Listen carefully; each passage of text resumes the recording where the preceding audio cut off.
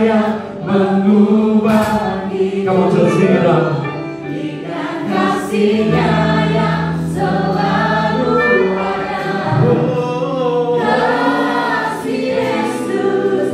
Kasih Yesus bagiku.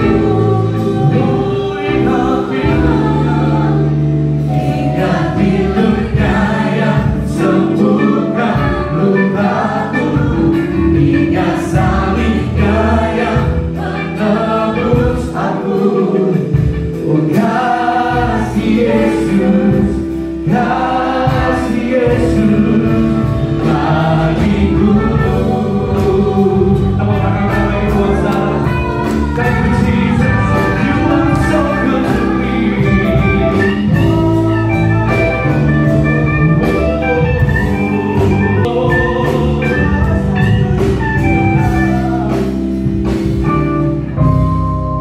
Begitu besar kasih-Mu Bapa, Kau berikan anak-Mu yang tunggal.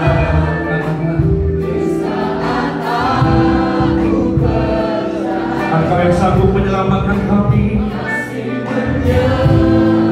Engkau datang bukan sebagai hakim, tapi Kau datang sebagai juru selamat kami. Kau menyelamatkan kami, Yesus.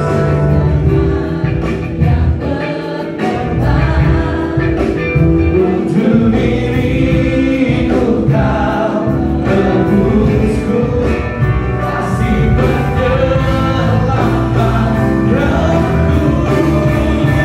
Ingat kasih-Nya yang mengubah hidupku. Ingat kasih-Nya yang selalu ada. Kasih Yesus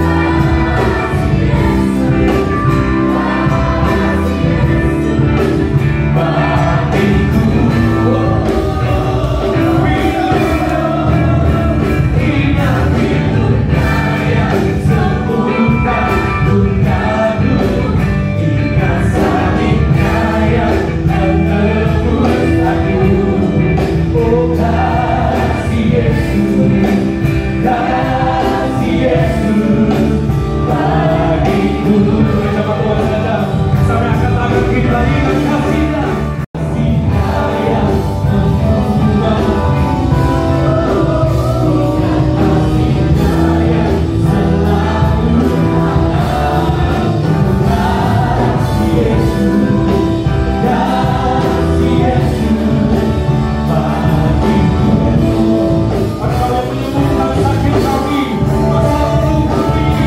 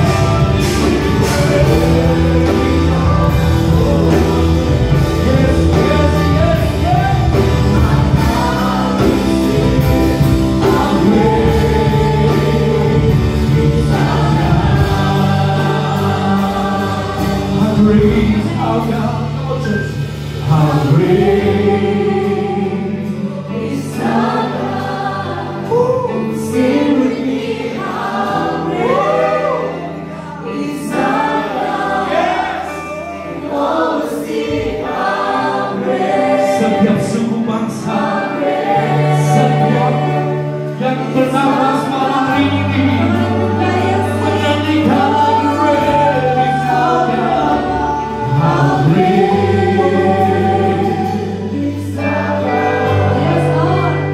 sing with me, how great is our God, and always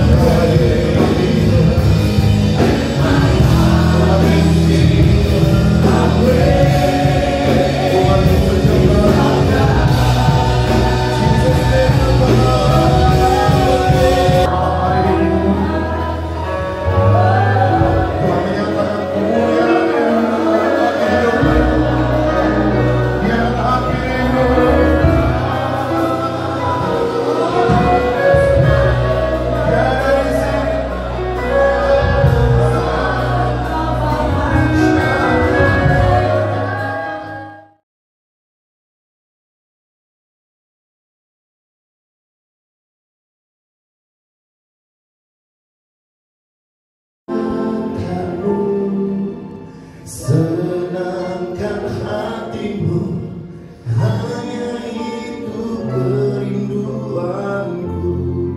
Tuhan sampai dari Matius 7:21-23. Bukan setiap orang yang berseru kepada Tuhan, Tuhan akan masuk ke dalam kerajaan surga, melainkan dia yang melakukan kehendak Bapakku yang di surga.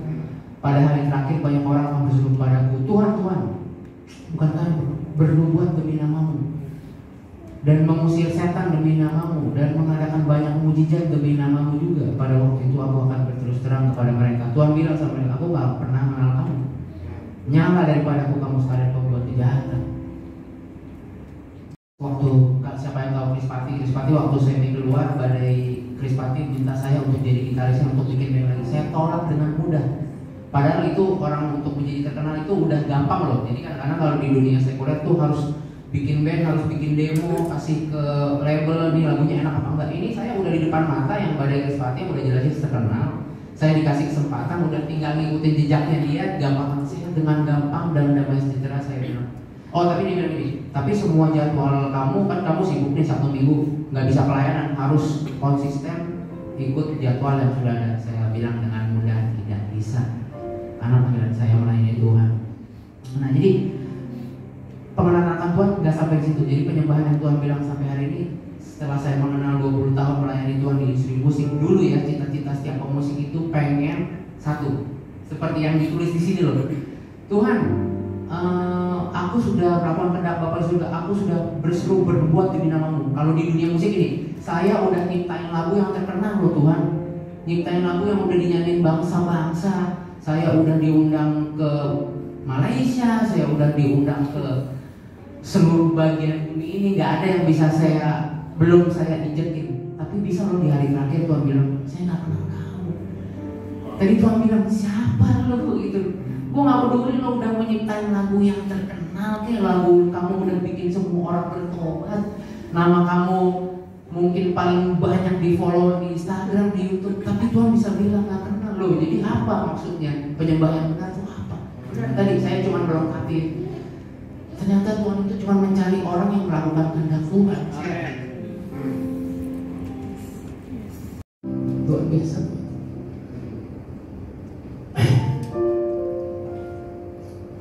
Tanpa mengenal Bapa, Tuhan bilang gini, aku gak pernah mengenal kamu gitu. Padahal konteksnya Tuhan, saya itu udah 20 tahun loh ngikut Tuhan. Setiap hari saya belajar gitar, murid gitar, dan banyak orang bertobat mungkin karena kehidupan saya. Tapi kalau saya gak mengenal Tuhan, nyala engkau pergi lah gitu. Jadi esensinya apa?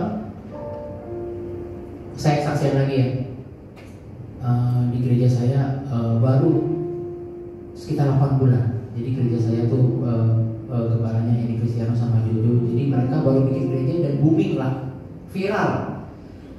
Baru buka langsung 2 kali kebaktian sekitar 600-an orang. Terus sekarang udah 4 kali dalam waktu 7 bulan. Gembalanya bilang sama saya, bisa nggak kamu pelayanan 4 kali? Siapa yang nggak senang ya? Jujur di sini pelayanan saya hidup cuma dari persembahan kasih. Kalau 4 kali saya 4 kali 4 dong. Tapi setelah saya mengenal Tuhan, yang tadi saya bilang, penyembahan kalau kita nggak dikenal Tuhan lagi, saya memutuskan cuma mau 2 kali pelayanan. 2 kalinya saya cuma mau duduk dengan suara Tuhan. Sekalipun harus ada sacrifice ya. Hari ini iblis jahat buat saya pribadi ya dalam mengenal Tuhan. Iblis itu udah bukan nyodorin minuman keras, pergaulan yang salah untuk ke diskotik atau narkoba, main cewek, enggak. Yang iblis kasih buat saya itu hal-hal yang baik. Apa namanya? Kesempatan-kesempatan main sama artis rohani ini membuat saya sibuk dan saya itu burn out. Saya ada di titik itu pernah. Saya sampai bilang, Tuhan, ini saya ngapain ya? Saya melayani pekerjaan Tuhan, pekerjaan Tuhan loh. Saya udah memutuskan, saya memutuskan pekerjaan Tuhan, ternyata iblis itu bikin kita sibuk gitu. Sampai kita lupa mengenal, sampai mungkin kalau saya nggak berhenti, sampailah di titik ini ketika Tuhan, siapa kamu? Tuhan, ini aku udah ngerjain semua proyek rohani. Akhirnya saya berhenti dan saya memutuskan untuk sebulan, mungkin waktu itu saya berhenti dan saya merenung, apa sih yang dikejar di dunia ini? Ketenaran yang dia bilang tadi, Tuhan, aku itu udah bernubuat demi namamu, mengusir setan loh, demi namamu mengadakan banyak mujizat, bikin lagu banyak terkenal. Ternyata Tuhan gak butuh itu. Ini cuma yang tadi pastor bilang, ini cuma satu bentuk apresiasi. Saya main gitar tadi dulu sebelum kamu jangan sombong-sombong tuh main gitar solo-solo. Saya sekarang udah nggak boleh. Saya solo, saya kaki bos, saya itu rasa cinta saya sama Tuhan. Banyak orang main gitar bikin lagu banyak, sorry maaf sekali, di dunia rohani gua jualan. Kita harus bikin lagu hits nih di rohani supaya lagu kita terkenal, kita diundang di mana-mana. Aduh, buat saya itu menjual Tuhan. Buat saya, masa kita seperti itu sih? Tuhan buat dijual sedih banget. Makanya sekarang saya tuh kalau terima pelayanan atau apa, saya cuma tanya istri saya, dan sebelum saya tanya saya menilai. Saya lebih peka ya Tuhan, ini maksudnya apa gitu. Sekalipun ini kehendak Bapa nggak di surga? Ini maunya Tuhan nggak? Ini keinginannya Tuhan nggak? Jadi sekali lagi, yang dipanggil Tuhan nanti yang masuk kerajaan surga bukan orang terkenal, bukan orang yang hebat, bukan orang yang berprestasi, tapi orang yang mengenal Tuhan dan melakukan bagiannya dalam kehidupannya. Itu yang saya kerjakan. Dulu saya tiba-tiba 3 SMP minta gitar sama papa saya. Nggak ada angin, nggak ada apa, saya minta gitar aja. Nggak ada yang ngajarin. Papa saya itu kerja di Bank Indonesia. Orang apa ya bilang, orang administratif lah, orang bankir, jauh dari dunia seni, jauh daripada dunia musik. Dia tiba-tiba, oh minta gitar, dengan mudah dibeliin, oke gitar. Nah pas saya dibeliin gitar itu saya tiap hari main gitar, nggak ada yang ngajarin. Dulu belum ada multimedia ya, belum ada YouTube. Jadi saya beli buku musik dulu, jadi saya belajar sendiri. Nah bapak saya tuh mulai cemas, oh ini anak gak dilesin, tiap hari main gitar. Dia takut, karena ketakutannya dia, saya jadi musisi. Berlanjut, akhirnya satu titik papa saya buang gitar saya. Kamu gak boleh jadi pemusik ya, kamu harus kerja di bank. Karena papa saya orang, tadi saya bilang orang bankir, yang dia mau saya kerja di bank, akhir hidup saya punya pensiun, saya aman, saya ngerti lah maksudnya. Akhirnya saya buang gitar. Nah itu titik saya sepahit-pahitnya saya kesal sama papa saya. Yang bedain saya cuma mama saya. Jadi saya SMA itu saya sering kepahitan. Dan akhirnya saya kesel. Saya selalu bergaul, tapi bukan narkoba. Saya bergaul musik dengan orang-orang yang sekuler, yang merokok, yang main musiknya yang zaman dulu mungkin tahu lah, yang musik-musik sekuler yang aneh-aneh. Dan itu terjerumus sampai kuliah. Sampai di satu titik saya pernah dicari papa saya lagi nonton konser band sekuler di Ancol. Dia tarik saya, saking saya kabur, dia naik ke atas panggung. Mana yang namanya Lucky Barus? Waduh, saya kesel lagi. Namanya band rock dicari orang tua, malunya minta ampun. Udah akhirnya kesel dan saya nggak pernah mau ke gereja, dan saya benci yang namanya musik rohani. Saya benci banget. Kalau di sekuler kan band tuh penyanyi satu biasa. Satu. Ini kalau rohani saya dengerin dulu terus. Penyanyi banyak banget, nyanyi rame-rame.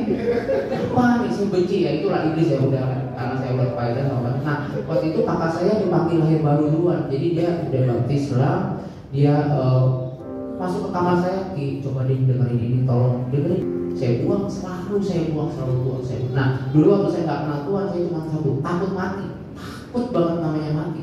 Sakit apa sih saya takut. Nah waktu itu singkat cerita, semester 4 saya di Trisakti, saya dikasih sakit kepala, seminggu nggak sembuh, 2 minggu nggak sembuh, 3 minggu, sebulan saya minta mama saya ajak saya ke rumah sakit, diperiksa, dicek semua nggak ada apa-apa, bu, anak ibu stres aja. Saya bilang, bapak stres, saya udah mau mati nih, saya udah sakit takutnya. Seminggu kemudian saya minta lagi ke rumah sakit, nggak apa-apa. Akhirnya saya ke kamar kakak saya pengen tahu siapa sih Yesus, siapa sih Tuhan Yesus, emang bisa sembuhin orang. Saya pengen, udah mentok, saya udah nggak ada jalan keluar. Saya ke kamarnya dia, saya dulu masih zaman kaset, saya pasang itu lagunya, langsung terpasang. Itu saya tahu ya, nggak ada yang kebetulan. Itu lagunya Ku Beri Yang Terbaik Bagimu. Saya langsung nangisnya kayak kita merasakan hadirat Tuhan. Saya nangis, saya rasain apa ini Tuhan, saya apakah ini namanya Tuhan Yesus. Saya nangis dan saya tanya, itu sakit saya hilang. Habis itu besok saya masih malu, saya besoknya ke kamar kakak saya lagi, dan melakukan hal yang sama. Akhirnya saya diam-diam ke gereja yang kakak saya gereja. Akhirnya saya diam-diam, saya baptis selang, saya melayani, dan saya bilang sama papa saya, semua kaset saya buang. Saya pulang, papa saya kerja, saya jongkok, saya sebelum dia, saya minta maaf, saya nangis. Papa saya bingung, papa saya belum ketemu, masih cuma ke gereja aja. Sama ibu saya nangis segala macam gini. Oke. Dan saya memutuskan saat itu untuk mau melayani Tuhan di dalam musik. Saya masih kuliah. Setelah lulus kuliah, saya bilang sama bapak saya, Pak, boleh nggak? Saya nggak terkenal, sekali lagi mau pelayanan musik apa ya? Pokoknya Tuhan tuh berat banget di dalam hati saya. Kamu diutus untuk melayani Tuhan. Papa saya orang bank, dia bilang, kamu main musik, coba dong, kamu sekarang PK-nya berapa di gereja? 150.000 Pak. Oke, berarti sebulan berapa? 600.000. Oke. Karena kalau kamu punya anak satu sama istri satu cukup nggak? Enggak. Terus kamu mau gimana? Ya saya mau melayani Tuhan, saya bilang gitu. Itu bertahun-tahun saya ditanya. Akhirnya papa saya udah nggak bisa ngomong apa-apa. Saya waktu itu sempat, akhirnya saya turutin ya, saya nggak berontak. Saya kerja di bank, Citibank saya lupa. Akhirnya saya memutuskan, Pak, aku mau deh. Enggak, Pak, karena papa saya tahu saya amat-amatan, dia bilang, ya udah, kamu boleh pelayanan, tapi kamu kuliah S2, master. Supaya kalau kamu nanti gagal pelayanan, gak bisa hidup, papa udah kasih kamu title, kamu bisa deh kerja di bank. Akhirnya saya lulus S2. Makanya saya panggil, saya bilang ya Tuhan itu udah menenun kita dari kita lahir, dia sudah tahu tujuan hidup saya. Setelah saya lulus S2, saya bisa ketemu Adon. Singkat cerita, dari titik itu saya melayani sampai hari ini. Yang dulu saya, jadi lagu yang ku beri yang terbaik itu Siti Muhyidi. Saya dulu cuma dengar, oh ini Siti Muhyidi, dan akhirnya saya bisa kerja sama Siti Muhyidi, sama Sari Simorangkir. Tuhan bawa kemana-mana. Tuhan bawa sampai akhirnya saya pernah satu panggung sama Kasini tahu nggak? Saya itu bertobat karena Kasini nyanyi loh. Di atas panggung baru nyanyi. Terus dia bilang gini, tadi saya sampaikan juga sama dia. Pastor Daniel, tahu nggak Luki? Lagu itu kalau kita intim sama Tuhan, dia itu kayak frekuensi radio. Jadi kalau di Jakarta saya suka dengerin DFM 987. Kalau bergeser 986 aja udah makin jauh, 985 makin jauh makin lama. Tapi kalau pas 987 jelas. Ngerti ya? Begitu juga kita, kalau kita mengenal Tuhan kita, frekuensinya pas ke surga, itu lagu surgawi loh, turun, kedengeran ke kuping kamu, dan itu yang menjadi mengubah banyak orang. Saya sampai, oh ini penyembah benar, saya belajar banyak dari situ. Tahu nggak lagu? Oh saya indah, saya nyanyi itu di WC, nggak dipersiapin. Retret yuk kita yuk bikin lagu, nggak ada. Tuhan itu datang dengan orang-orang yang mencari kehendak-Nya di surga. Dari mulai situ saya berubah hidup saya. Saya nggak mencari ketenaran. Sekarang saat ini saya nggak peduli mau terkenal kayak mau nggak penting. Saya bilang tadi sama Pastor Daniel, persembahan yang terbaik yang saya bisa berikan sama Tuhan, jemaat-jemaat lain, keluarga saya yang harmonis. Tanpa keluarga yang surga yang Tuhan kasih berantakan, itu nggak ada gunanya. Jadi itu yang saya jaga. Ketika keluarga kita harmonis, takut akan Tuhan, dengan mudah kita bisa melayani Tuhan. Dan itu kan powerful. Jadi itu yang saya kejar. Saya nggak peduli kalau nggak terkenal juga nggak ada masalah. Buat apa? Yang penting ketika Tuhan datang ke bumi ya, aku mengenal Tuhan. Yang di rumah saya kan bukan sini. Sekali lagi rumah kita di sama Bapak di surga. Jadi apa yang kita kejar sekarang jangan salah. Pelayanan itu mengerikan loh. Benar-benar sangat sorry ya saya bilang ya. Penyembah saya 20 tahun hidup di dunia rohani itu yang menciptakan lagu, nggak perlu saya sebut namanya, yang udah lagunya sampai hari ini masih dinyanyikan lagi, yang masih terkenal, bahkan yang pernah dapetin ajang musik penghargaan di dunia ya. Jadi di dunia itu ada namanya penghargaan musik rohani, itu termasuk dalam satu bagian. Jadi menang dia, juara 1. Divorce, nikah dengan yang lain, bahkan itu yang baru terkenal. Yang nggak terkenal yang biasa di atas mimbar main musik keren, karisma tinggi, banyak yang hancur berantakan. Saya Tuhan, saya nggak mau kayak gitu. Buat apa kita kejar? Jadi yang kita kejar adalah pengenalan akan Kristus. Setiap hari kita tenang, kayak tadi Pastor bilang, kenapa tadi wanita Samaria? Karena dia berjumpa dengan Tuhan, dia dengerin Tuhan. Oh begitu, itu membuat kita pelayanan kita berkuasa. Gak perlu capek-capek. Apa sih pelayanan? Setiap hari kita ngomong sama orang, kita punya hati yang baik, yang tulus. Ketika kita disakitin, kita mau berkati. Ketika kita dimaki, kita mengasihi. Ketika kita dicurangi, kita bersama pada Tuhan. Itu menurut saya yang harus saya kejar. Itu yang saya mau kejar hari ini. Apa itu? Nanti kenapa Tuhan saya bisa dipilih di sini? Karena Tuhan pengen nyampein ini. Jangan sampai kita semua di sini nggak perlu kita gini. Bukan berarti saya nggak perlu latihan segala macam. Tuhan bilang 2 ternyata jadi 4 jadi 8. Saya bilang sama Pastor tadi, Pastor punya lagu 2 tadi saya dengar bagus banget. Pastor ini lagu harus di aransemen bagus dan relevan. Kenapa? Ini yang membuat kita tuh, ya saya cerita ya, mungkin ini bisa diterapin di dunia yang lain. Udahlah di gereja aja, main aja nih, apa namanya? Saya contohin ya.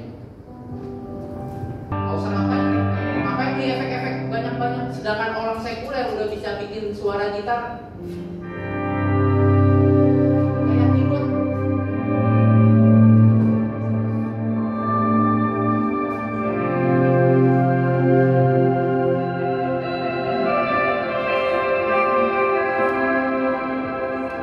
Sekarang kita kalau mau menginjili orang luar dengan attitude kita yang ya udahlah kayak begini aja, mana bisa kita.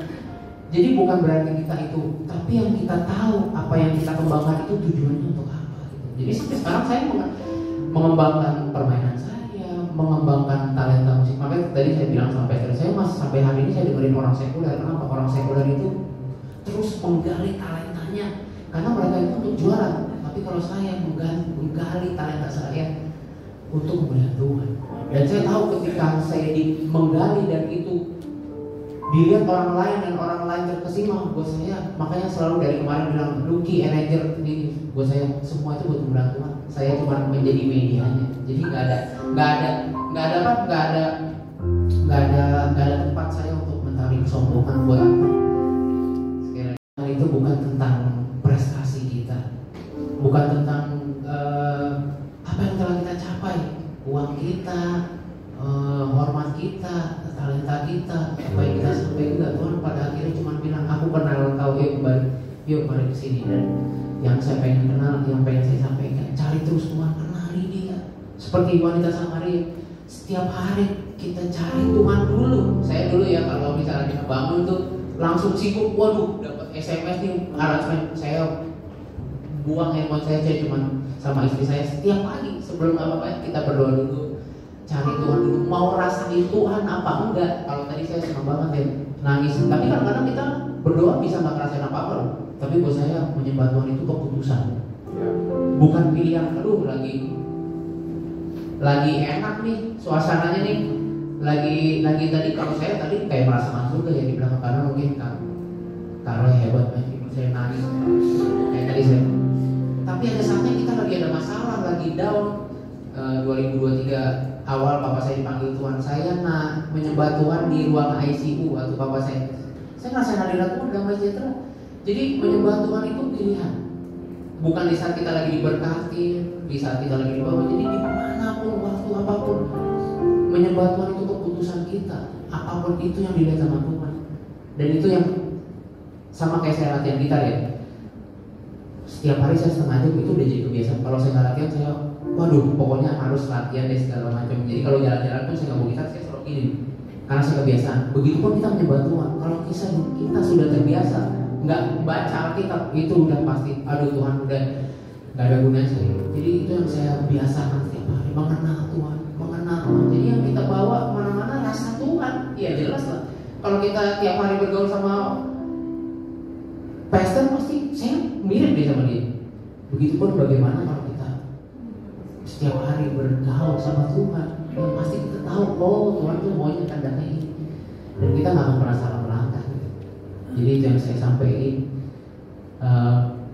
pengalaman saya melayani Tuhan di dalam mungkin di sini bukan musisi semua, tapi apapun bidang kita, dimanapun kita kasih rasa Tuhan, dan itu nggak bisa dibohongin. Kita nggak bisa bilang sekali lagi ya, saya sering banget konser-konser rohani. Buat saya apa ya, kayak tau nggak, dulu saya pernah dengar seminar, kalau kita itu nggak kenal Tuhan tapi mau bercerita tentang Tuhan dan berisik, itu cuma kayak gemericing di surga, itu cuma kayak berisik. Tapi ketika kita mengenal Tuhan, kita nggak bisa main musik pun kita nangis sama Tuhan. Ya itu yang Tuhan cari, penyembah yang sejati. Itu kesaksian saya. Jadi terus setia sama Tuhan apapun keadaannya, up and down. Ingat semua itu di dunia ini cuma sementara, dan cari dulu kerajaan surga dan semua itu akan ditambahkan. 20 tahun, oh ya saya singkat cerita, papa saya waktu papa saya melihat perubahan saya, dia nggak ngelihat saya ini, oh iya benar kok melayani Tuhan ternyata bisa makan, bisa punya enggak. Yang pasti saya nggak minta Tuhan karena minta uang dia, karena Tuhan juga. Tapi yang dia lihat saya berubah dan akhirnya dia bertobat. Dia ngeliat buah yang saya berikan, buah yang manis yang dia kecup sama istri saya, sama anak saya. Dia berubah dan akhirnya dia datang ke kita, ke gereja. Dia melihat saya melayani Tuhan, dan itu saya cuma bisa nangis. Tiap kali saya pelayanan dia anterin saya, Tuhan. Jadi hasilkan buah yang baik, dan itu pasti akan lebih lebih tajam kesaksian kita dibanding kita cuma ngomong Kristus tapi kita nggak berkarya dan kita nggak memberikan rasa Kristus yang tadi. Thank you.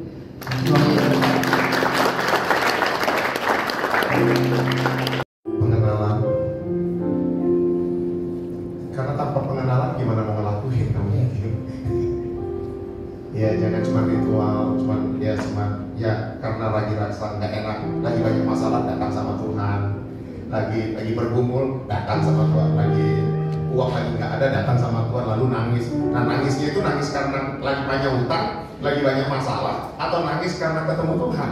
Ayo saudara, beda ya. Nah, mari hari ini kita nangisnya itu memang nangis karena kagum sama Tuhan, karena hormat sama Dia, karena Dia layak. Itulah kita bisa nangis sama Tuhan. Kan banyak orang nangis di GJ, banyak dia nyanyi.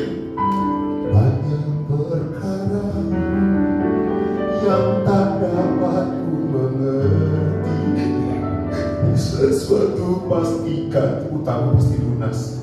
Itu nangis karena masalah. Iya kan? Tapi beda dia kalau nangis. Ku kagum hormat akan Engkau dahsyat. Lain. Nah itu bagaimana kamu bisa ngagumi Tuhan? Proses pengenalan. Nah bagaimana kamu bisa mengenal Dia? Mulailah dari step yang saat ini, terus disiplin berdoa, menyembah Tuhan, nyembah, baca firman, nyembah.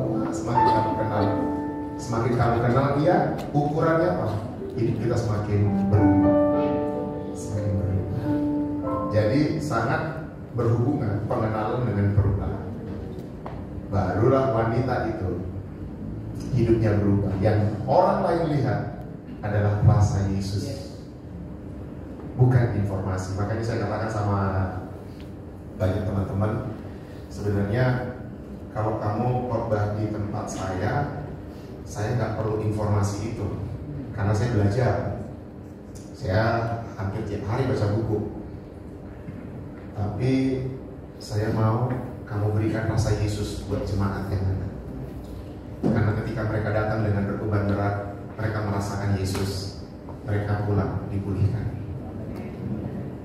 Bukan informasi, bukan skillmu yang kami mau lihat, bukan suaramu yang bagus yang kami mau lihat, bukan performansmu yang begitu spektakuler yang jemaat mau lihat. Tapi yang kami mau adalah kau bisa bagikan rasa Yesus ketika kamu melayani. Dan buat semua kita yang melayani, bukan penampilanmu yang jemaat mau lihat, bukan suaramu yang bagus yang mau dengar, tapi rasa Yesus yang mereka mau rasakan ketika kamu melayani. Itu dia. Amin.